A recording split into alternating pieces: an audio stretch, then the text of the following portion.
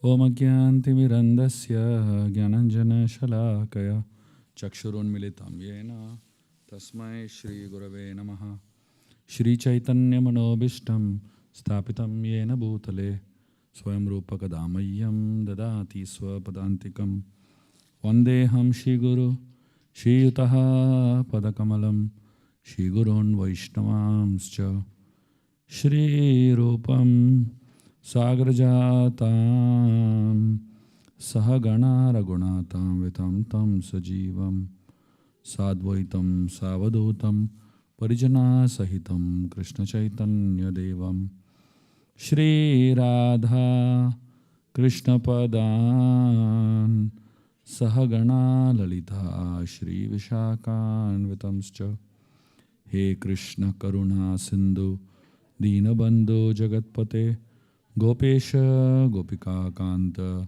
Radha Kanta Namostute Tapta Kanchana Gaurangi Radhe Vrindavaneshwari Vrishabhanu Shute Devi Pranamami Hari Priye Vanchakalpatarubhyascha Kripasindubhyevacha Patitanam Pavanebhyo Vaishnavebhyo Namo Namaha Jai Shri Krishna Chaitanya Prabhu Nityananda Shri Advaita Gadadhara Shri Vasadi Gaura Bhakta Vrinda Hare Krishna Krishna Krishna Hare Hare Hare Ramo Rama Ramo Hare Hare.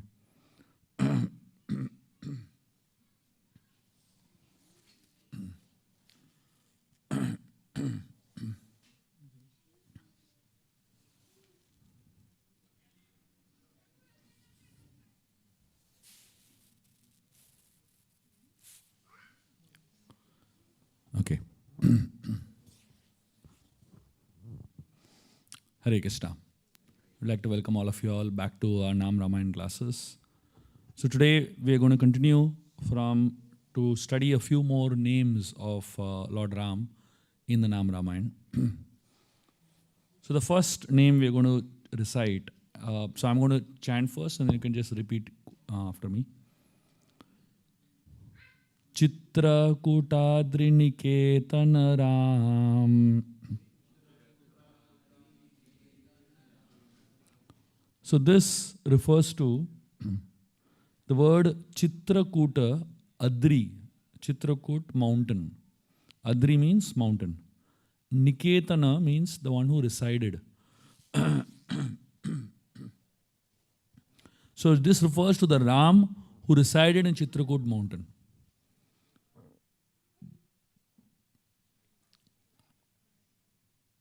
When Ram was coming towards Chitrakoot, he met Valmiki Rishi.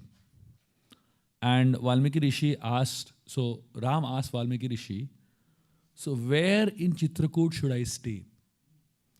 So Ram asked Valmiki a very specific question. Where in Chitrakoot should I stay? Obviously, what Ram expected was Valmiki will point out to one particular place. He will maybe give a location of a tree or a river, something which will be a landmass where he wants Ram to stay. But instead, Valmiki gave a very mystical answer. He told Ram, you should stay in the hearts of your devotees.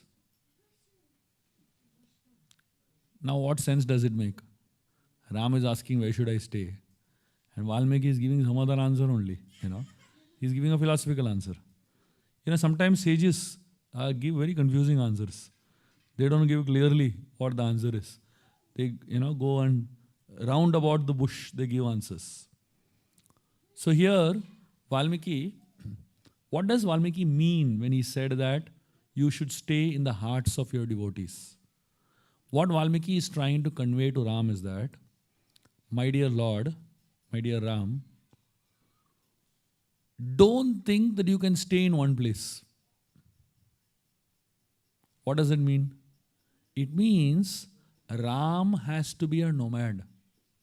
He cannot stay in one place. Why? Because constantly people are going to call him.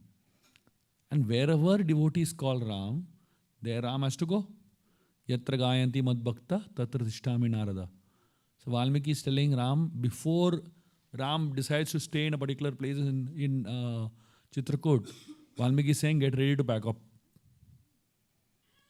Imagine you buy a new house and you sign the agreements, sign the registration papers, pay all the money, and all that big process is over and you get your new house.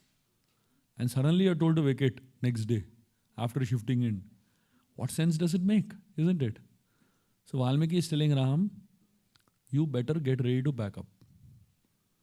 So now Valmiki, once he conveys this to Ram, Ram looks at Sita and Lakshman, and he's trying to tell them that better we remain detached from where we are going to stay. After this discussion, Ram tells Lakshman, can you build a house for us? Now tell me, what is the inspiration of a person when he knows that you're not going to stay there for long? Right? But the amazing thing is that Lakshman built the most fascinating house possible. He created the most fascinating hermitage, hut in Chitrakoot, made up of the most exquisite material available on the mountains and inside the rivers. Jewels and using peacock feathers and so many exotic minerals. Lakshman built a fantastic house which had many, many rooms in it.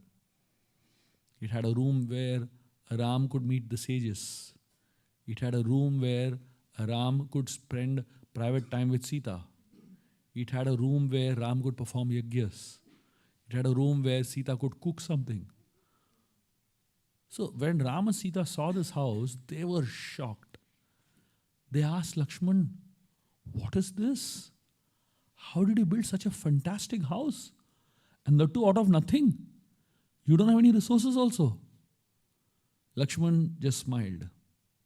Ram asked him, where did you learn the skill of building houses? We both studied in the same Gurukul. How come you know how to build houses, how to build boats? I have never learned this from my Guru Vashishta. At that time, Lakshman speaks something fascinating. Lakshman tells Lord Ram that, my dear Lord, you learned all the skills that are needed to be a master. And I learned all the skills that are needed to be a servant. That's the difference between you and me. And he said, I learned some extra skills after the Gurukul because I knew someday it will be useful. Ram entered into the house and he told Lakshman, my dear Lakshman, I don't know how long we're going to stay in this house. Why did you put so much effort in building this house? What if we only stay for a few days? Lakshman said, my dear Lord, even if you stay for one moment, my service is accepted. And the most amazing thing Lakshman said is that he told Lord Ram, my dear Lord, if we shift from here to another place, I will get another opportunity to build a house for you. And I'll build an equally good one. Look at the mood of Lakshman. Ram was shocked hearing all of these words from Lakshman. And at that point, Ram tells Lakshman, my dear brother, you are dharmagya, kritagya, and bhavagya. The word dharmagya means you know the dharma of what you need to do. One of the things that Lakshman did not do in that house is build a room for himself. He built a fantastic house with so many rooms, but in that house, he did not build a room for himself. Why did Lakshman not build a room for himself? Because he considered himself to be a servant of Ram. And he felt, how can I stay in the same place as Ram? He did not build a room for himself. He stayed in a mountain opposite. So Chitrakoot has two mountains. There's one mountain this side and one mountain opposite. On this mountain was Ram and Sita staying in that house, in that hut Lakshman built. And opposite on the other mountain, Lakshman built another house for himself, a smaller hut. And Ram was amazed. So he said, you are dharmagya. You know the dharma of being a servant. Nowadays, servants want equal, rights like a master, isn't it? Absolutely no differentiation. And people get upset also. How can you they talk about inequality and all that stuff, So Ram is talking about dharmagya here. And then he says, you are kritagya. Kritagya means, kritagya comes from the word kriya. So he said, you are expert in doing skillful things. So now to build a house is not a joke, isn't it? If any of you have ever used wood and, polished wood or worked on wood, it's not at all easy. It's a very painful and very tedious task. And look at Lakshman here. He so expertly created this beautiful house. And then the third thing Ram said was, you are bhavagya. What is the meaning of the word bhavagya? Bhavagya means that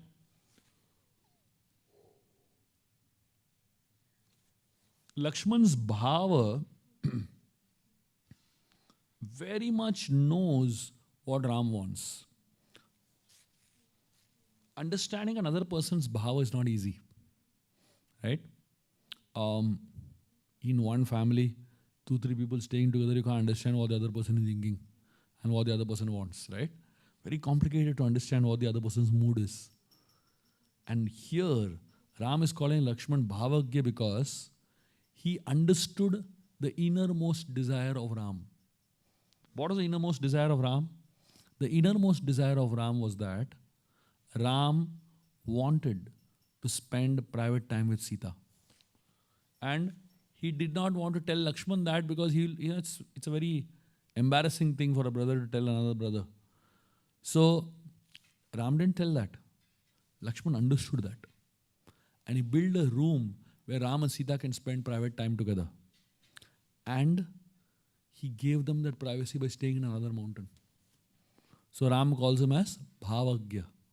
So this Chitrakutadri Niketan Ram refers to that Ram that is detached. That means he's staying in Chitrakoot, but ready to move anytime. And it also refers to that Ram that is very highly appreciative of Lakshman. From this, we can learn a very important meditation. The meditation that we can learn from this is that we have to be in a mood of trying to understand the deeper elements of the Lord. So Ram was able to appreciate Lakshman's deeper contributions. Skill is easy to identify. Somebody who is very skilled in playing harmonium, somebody who is average in playing harmonium, you can make out the difference between the two. Skill is very easy to identify. But more difficult than identifying skill is identifying emotions. What is your mood? Understanding that is a little more difficult. Correct? But the most difficult is to understand the other person's intention. That's most difficult. So here, Ram understood Lakshman's skill. He understood Lakshman's bhava or emotions. And also he understood Lakshman's intentions. This is a Ram that we all should aspire to pray. Why? This is the Ram that does not look only for externals. He also looks for your internal thought process, internal qualities. Externally, I may not be so skilled. I may not be so talented. Like say, for example, somebody sings a kirtan or a bhajan, and that person is all over the place. You can't make out surtal. Random here, there, it's all going in all directions.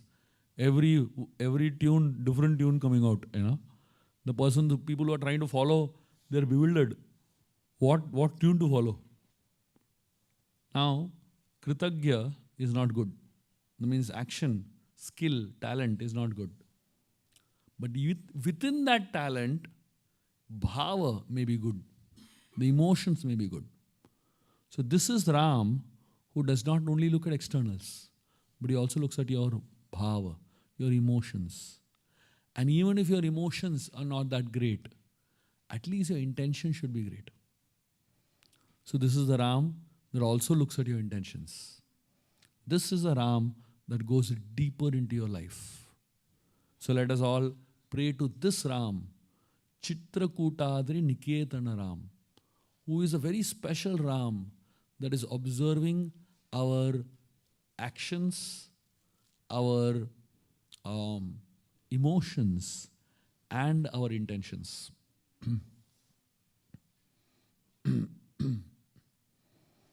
Dasharata Santata Chintita Ram.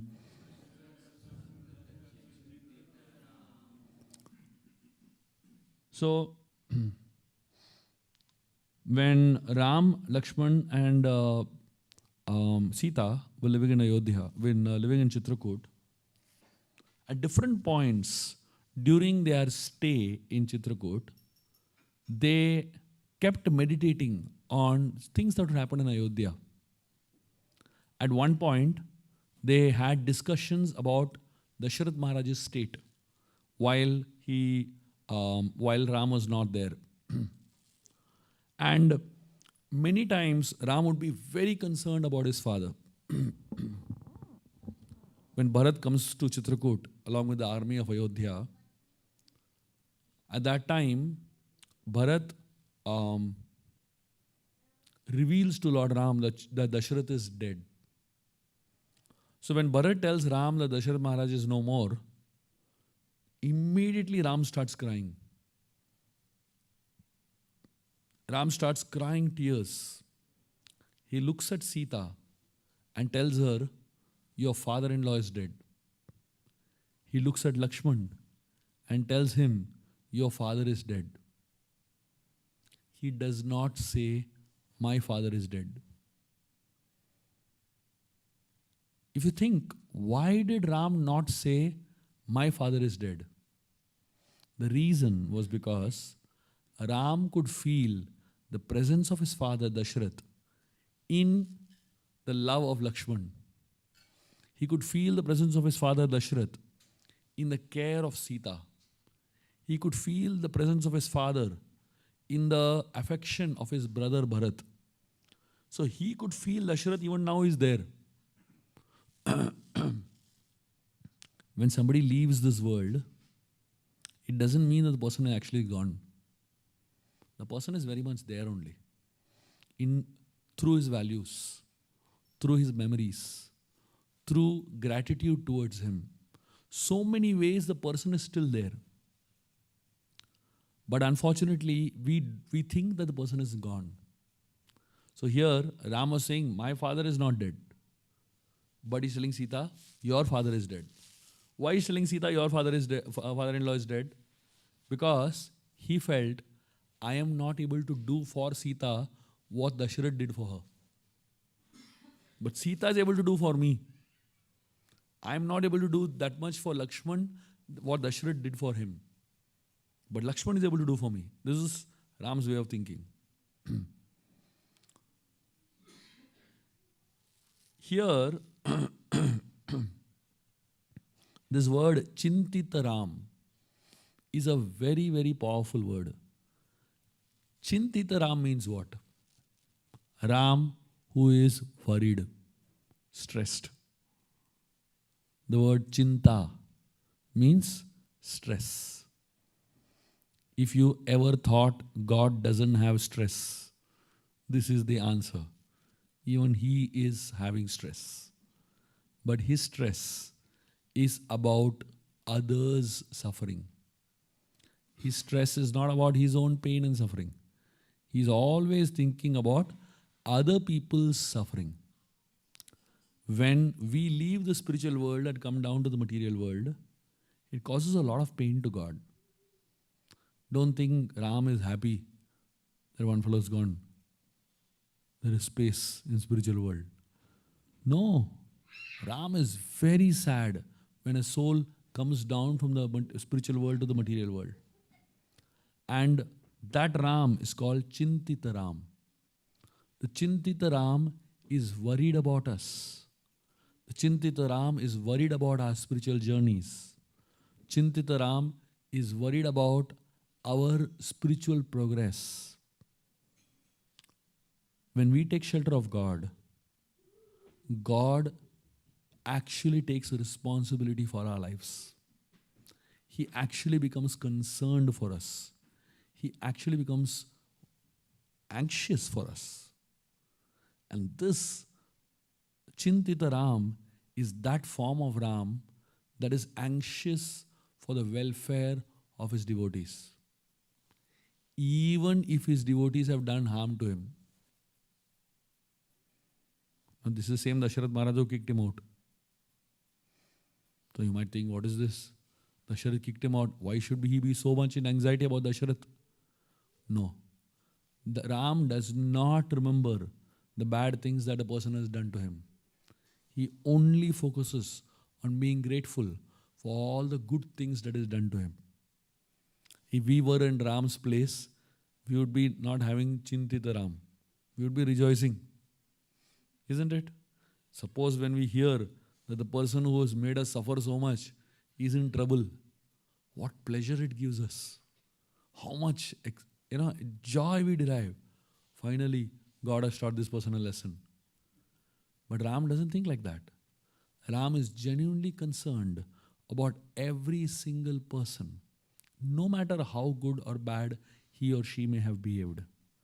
And when we meditate on this particular form of the Lord, let us meditate on this aspect of trying to be compassionate for the pain and suffering of other people. We know very well how to be compassionate for our own pain, our own suffering, right? But this is Ram who is actually concerned about the suffering of other people. We'll chant the next verse. Kaikeyi tanayar pitaram.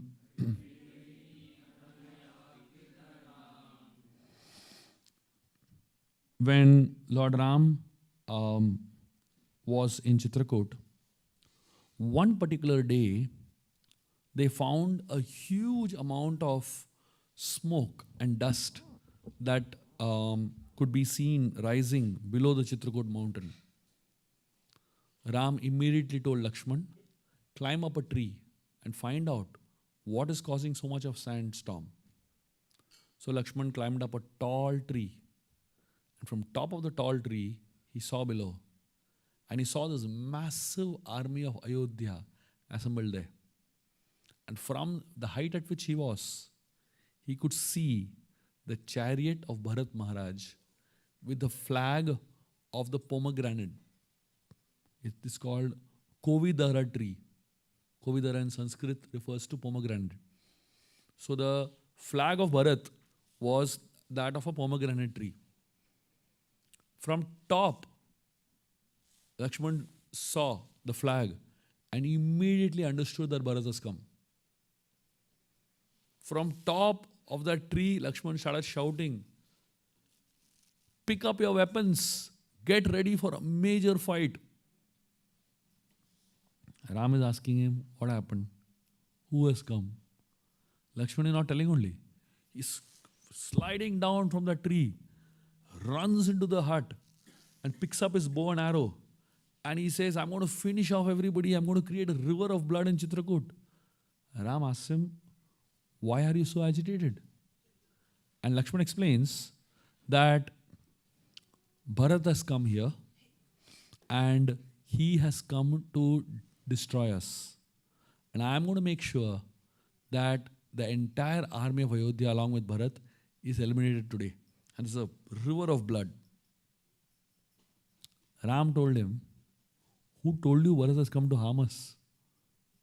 Lakshman said, why else will he get an army? Nobody's going to get an army to come and talk, isn't it? And Lakshman went on and on, really blaspheming Bharat. And at that time, Ram stopped Lakshman. And he said, even if the whole world doubts the intentions of Bharat, I will not. And Ram did not allow Lakshman to raise weapons. Did not allow Lakshman to use his bow and arrow against the army. And instead, Ram took Lakshman, made him sit next to a fire and performing sacrifice. Lakshman was getting very irritated. He's a man of action. See, when a man of action and a philosopher come together, it's a big problem. Ram is a philosopher. I mean, he also is a man of action, but sometimes. But mostly he's a philosopher. So he likes to solve problems by discussion, by thinking, by working around terms. But Lakshman does not try to solve problems by talking. He solves problems by fighting, basically. He feels a good fight can solve all problems in life. I'm sure in every house there is a philosopher and there's a fighter, right? And some people love to fight. In fact, if they don't get a good fight, they feel something is missing. So here is Lakshman in one family. There's a Lakshman and there's a Ram. Every family needs one balancer who brings balance to the family. And the role of the balancer is to calm the fighter, calm the agitated person down. So Lakshman, very frustrated, he sat there. And then Bharat comes up. And as soon as Bharat comes up, he sees Ram and Lakshman seated there. And he sees Ram and Lakshman dressed in tree bark and deer skin and with matted hair. It is explained that Bharat, till this point in time, was in Kaikeya Desh. That means from the time Ram and Sita got married, all the four brothers got married to the four sisters in Mithila. After the marriage ceremony, Ram, Sita, Lakshman, Urmila, they came to Ayodhya back. Bharat and Shatrugna with their wives, from Mithila, they directly went to Kaikeya Desh. They did not even come to Ayodhya. And they have been in Kaikeya Desh for the last 12 years. So now, the last time Ram met Bharat and Bharat saw Ram was almost 12 years back. And after 12 years, what does Bharat see?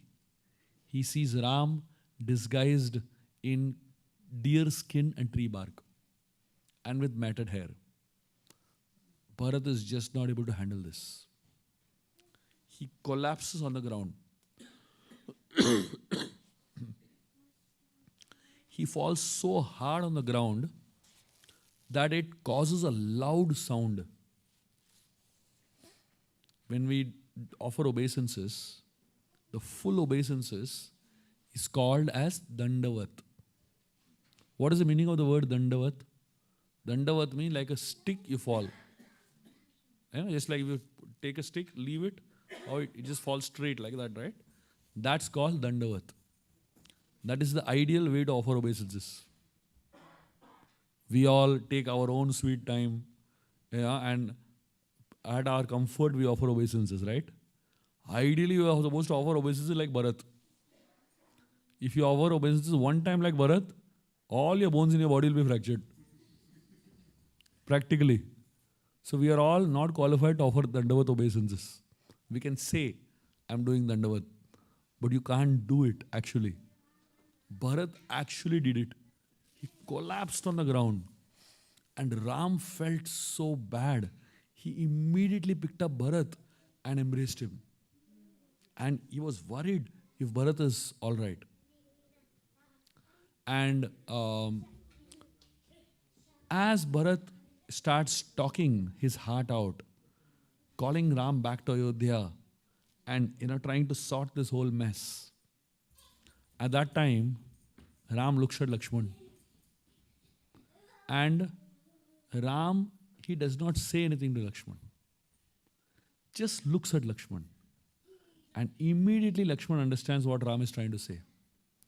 Lakshman is just trying to doubt Bharat, right? He was trying to doubt Bharat's intentions. But when Lakshman sees the purity of Bharat, he realizes that he has made a big offense. He has made a big offense against such a pure Bharat. This Ram that we're talking about, Kaikai Tanayarpita Ram. So Kaikai Tanaya refers to Bharat, obviously. But Kaikai Tanay also refers to the son of Kaikai, in the sense there is a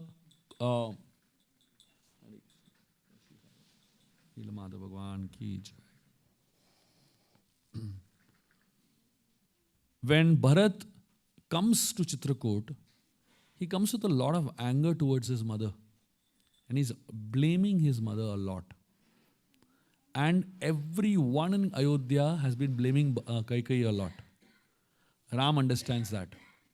Ram understands that everyone hates Kaikai so much. And he realized that if I don't show love to Kaikai, she will never experience love in her life in Ayodhya.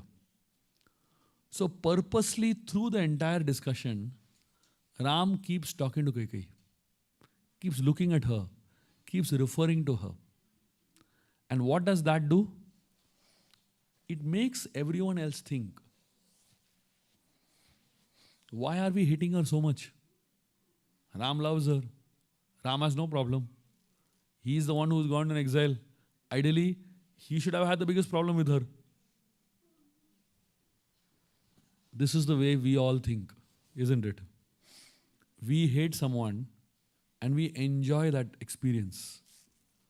But have we ever wondered, what does Ram feel about that person? What does Ram feel about the person whom we have so much hatred towards? That is the Ram that we're talking about here. Lakshman doubted Bharat, and all the Ayodhya Vasis hated Kaikai. In this one verse, you find both. Kaikai Tanaya. By using these words, these two words, this verse is covering Bharat and Kaikai both.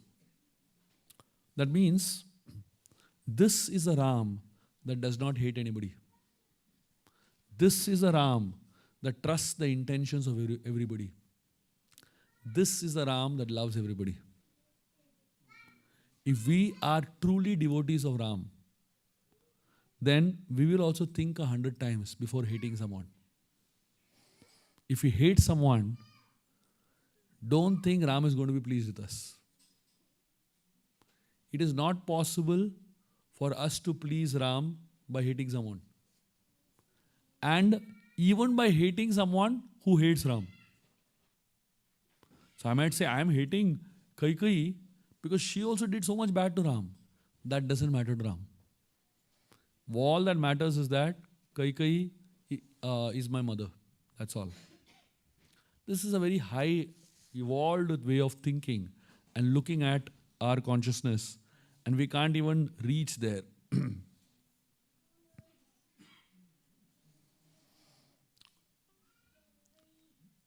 Bharatarpita nija padukaram.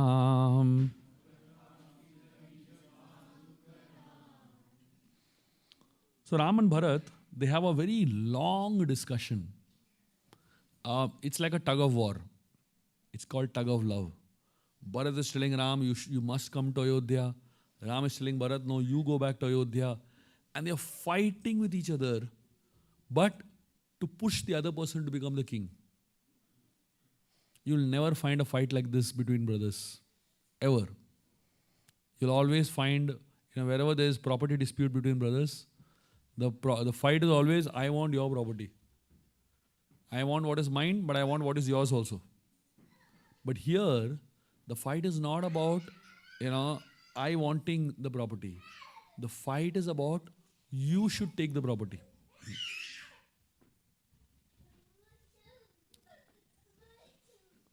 Oh, these kids are freaking out. So the fight is not about Ram wanting the property or Bharat wanting the property. The fight is, Bharat is saying, you deserve it. Ram is saying, no, you deserve it. So they're both very intensely fighting with one another. And at the end of the whole fight, Bharat realizes that Ram is not going to budge. I have no option but to go back. But Bharat comes with a backup plan because he knew from the beginning that Ram won't agree. He knew from the beginning that Ram will never say yes to coming back to Ayodhya because he's too disciplined and he's too strict.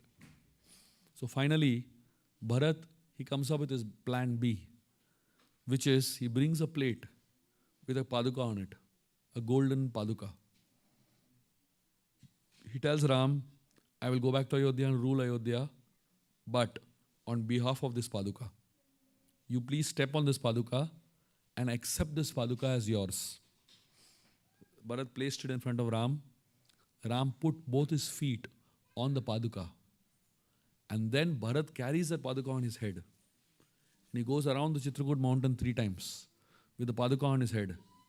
And he declares to the whole world, from now onwards, I am not ruling Ayodhya, but the paduka of Ram is ruling Ayodhya. So ultimately, neither Bharat ruled Ayodhya, nor Ram ruled Ayodhya, the paduka ruled Ayodhya. The Acharyas explain this whole situation in a very interesting way. They give an example.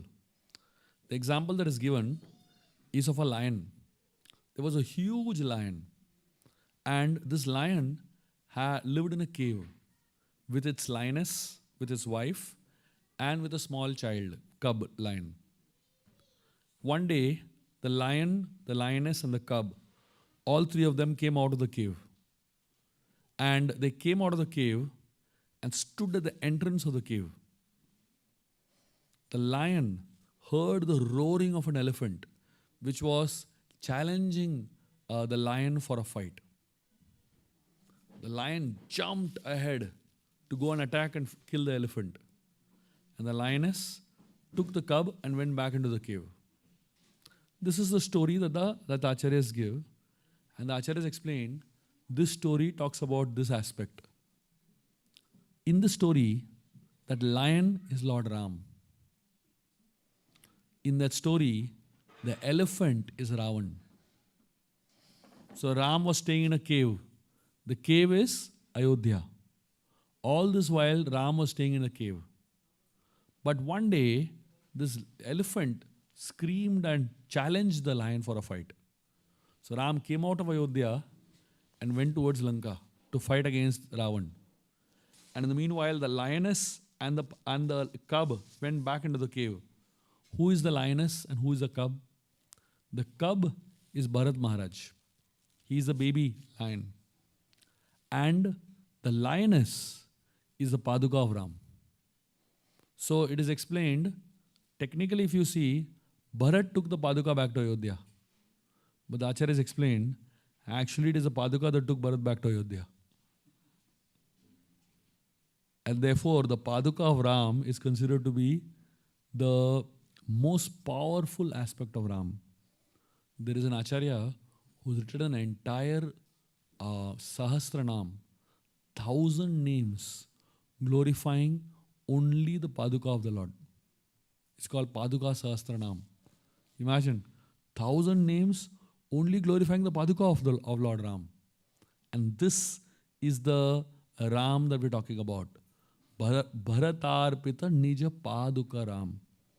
So what does the Paduka Ram represent? What is this exactly? The Paduka or the footwear represents principles in life. We also use this word in English, this phrase in English, walking in your footsteps, right? We say, I want to walk in your footsteps. Where did this phrase come from? Have you ever thought about it? Here. This is where that phrase comes from. Bharat actually symbolically is teaching the world what it means to walk in the footsteps of Ram.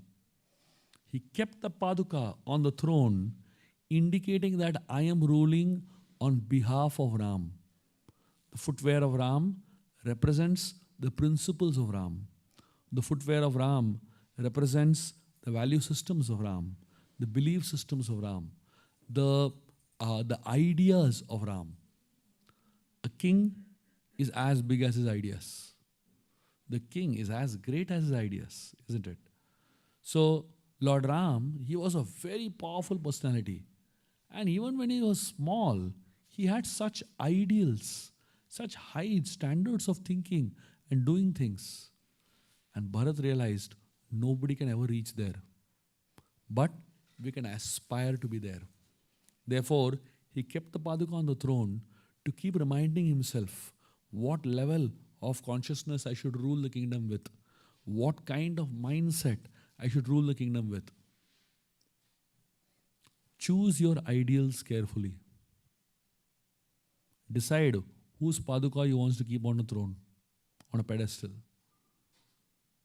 Do you want to keep the Paduka of some politician on the pedestal? Do you want to keep the Paduka of some film star on the pedestal? Do you want to keep the Paduka of some social media influencer on the pedestal? Whose Paduka do you want to keep on the pedestal? Do you want to keep the Paduka of your own guru or teacher on the pedestal?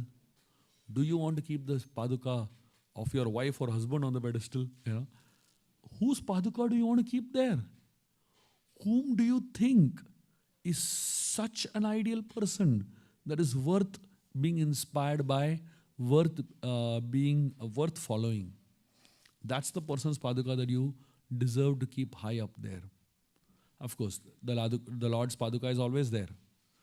But in our own lives, we should always have one Paduka that we really feel we want to value. We really feel we want to follow in the footsteps of. We really feel we should aspire to live up to. Bharat, following the footsteps of Ram, it's called Nija Paduka Ram. Let us all pray to that Ram that he gives us our own ideal example, our own ideal inspiration. It is best to have someone that we can connect with. Of course, God is always the ideal, the highest ideal. But we also should have ideals, ideal people whom we can relate to and who we can connect on a personal level also. And that's when you will be accountable. So whenever you do anything, you should always think, what will this person think? And that's the kind of accountability that Bharat set for himself. Now this is not Ram's idea. This is Bharat's himself, his own idea. Nobody told him you should do like this. Bharat felt I'm accountable. He felt responsible. He felt that I need to find a way to be accountable. When you come to the path of Krishna consciousness, till a certain number of years, people keep asking you how many rounds you chanted. Tell me, in the last 10 years, has anyone asked you whether you chanted 16 rounds or no? Beyond a certain point, nobody asks. Oh, you are a kid. For a few more years, they'll ask you still. Okay? Beyond a certain point, nobody will ask you. Why? Because you are supposed to be accountable yourself. If you still feel that somebody should keep asking you after 10, 20 years that how many rounds you've chanted, then it's like a really sad thing, isn't it? One mother was after her child. Please go to school, please go to school, please go to school. And this child, the mother's son, he was just not ready to go. I don't feel like going to school. The mother said, come on, you have to go to school. He said, no, I don't want to go to school. And the mother is telling him, you are the principal of the school. If you don't go, how will the kids come? So after you grow at that level also, if somebody has to push you to go to school, then that's the saddest thing that can happen, isn't it? At a certain point in your spiritual journey, you should find somebody's footwear that you can emulate, you can be inspired by, and you feel accountable to. Now, Bharat chose to be accountable to Ram's footwear. We all need to make our own choices.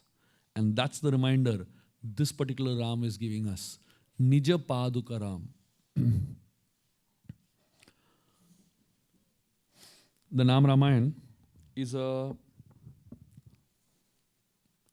it's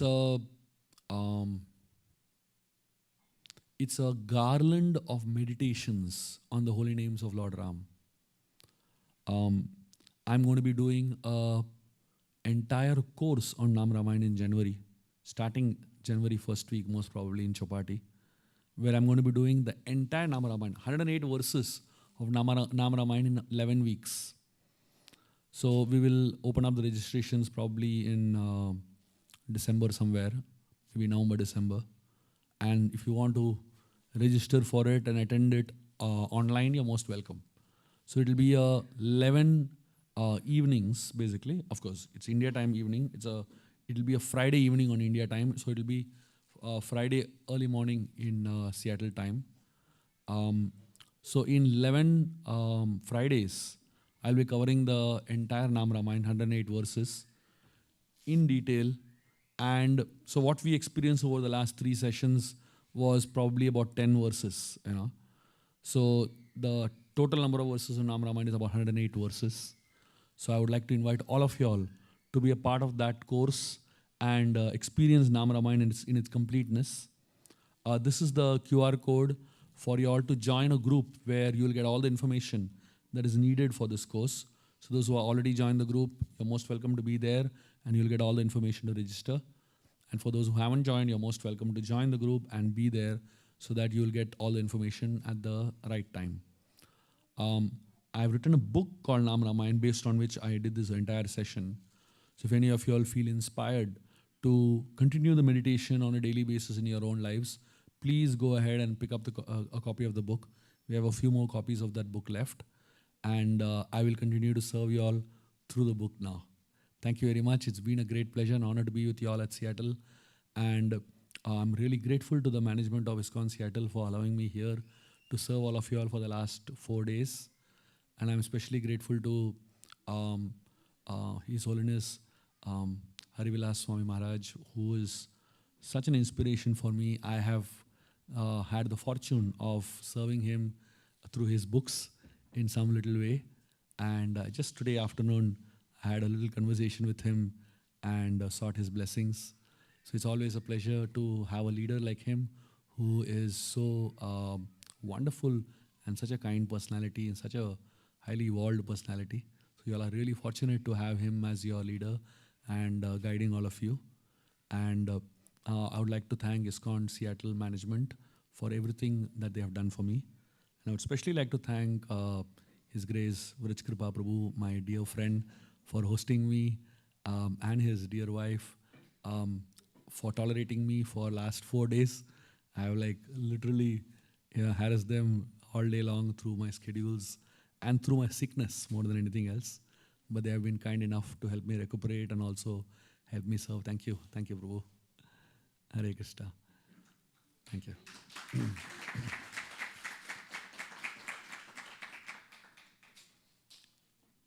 Of course, I would like to thank all of you all for being patient listeners over the last 4 days.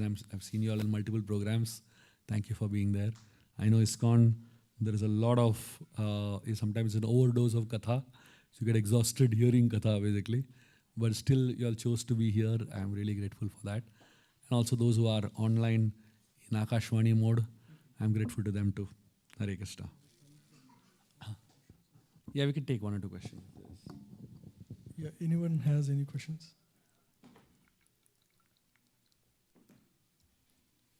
Okay, looks like not much. Yeah, thank you, Shuba Vilas Prabhu. That boy has. Okay.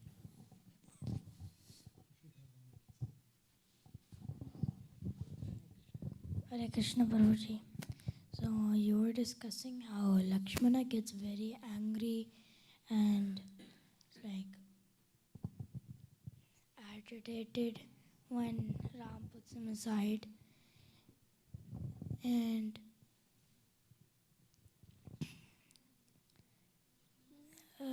Lakshmana is mm, being like agitated, right? So why would he feel agitated if Ram told him to do that? Because he didn't want to do that. If someone tells you not to do what you want to do, you'll get angry, right? Kinda. That's it. Lakshman is just like you. He has to obey when he doesn't want to obey.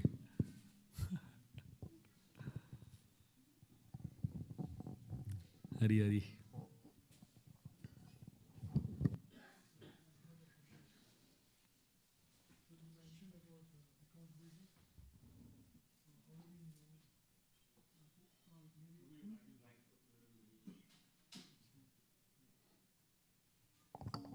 Yeah.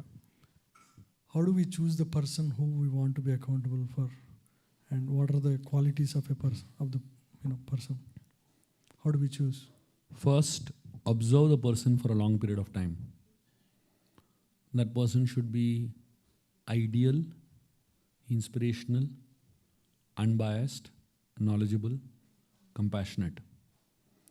And when you find a person who has a combination of all these qualities, then you should know that you can choose that person. And this person should exhibit all these qualities for a considerable period of time, which you have observed. And then you can choose to be accountable to that person. Okay. Thank you. So let's thank His Grace Shuba Vilas Prabhu for his time with us last 4 days. We'll do after the session. Yeah. By chanting loudly Hari Bol 3 times. Hari Bol. Hari Bol. Hari Bol. Yeah. Thank you, Prabhu, for being with us. So today we had a very good session at the university campus. About 40 students attended, and it was very enlivening. Yeah, and very busy day. Yeah, almost 4 sessions he did today. Thank you, Prabhu.